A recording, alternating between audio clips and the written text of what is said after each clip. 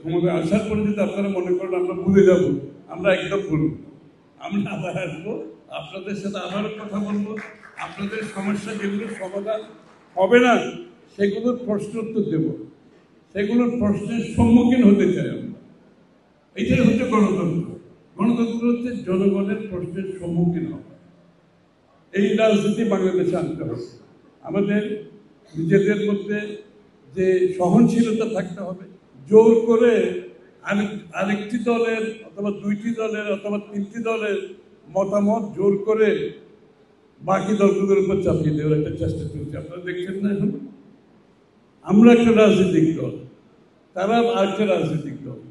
আমরা যেখানে ঐক্যমত হয়েছে, ঐক্যমতের বাইরে গিয়ে তাদের দাবি এখন আমাদের উপর চাপাতে চাচ্ছে, জনগণের উপর চাপাতে চাচ্ছে তাদের দাবি। অথচ ঐক্যমত কমিশন করার উদ্দেশ্য ছিল যে ঐক্যমত যতটুকু হবে ওইটা নিয়ে আমরা জনগণের কাছে যাব। ঐক্যমত হয়েছে, সই হয়েছে, এখন তার বাইরে গিয়ে তারা নতুন নতুন দাবি নিয়ে আসছে। তাদের দাবি মানতে হবে, না মানলে এটা হবে সেটা হবে।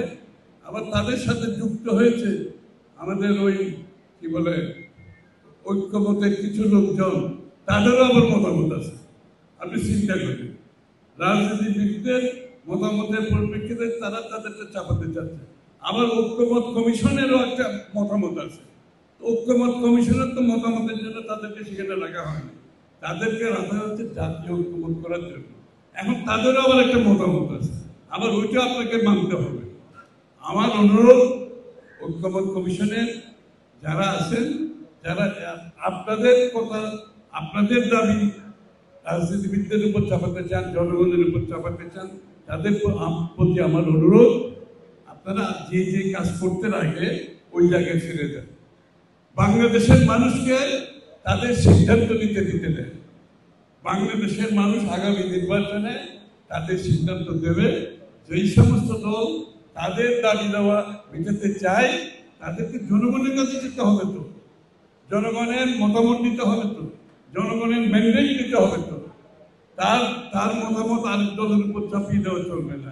আর ঐক্যমতের যারা তাদের মতামত বাংলাদেশের জনগণের উপর চাপিয়ে দিতে চায়, রাজনৈতিক দলের উপর চাপিয়ে দিয়ে, এই দায়িত্ব তাদেরকে কেউ দেয় নাই। আমি অনুরোধ করছি আপনার স্ব কাজে ফিরে যান। বাংলাদেশের মানুষকে তাদের সিদ্ধান্ত নেওয়ার জন্য দয়া করে তাদের উপর ছেড়ে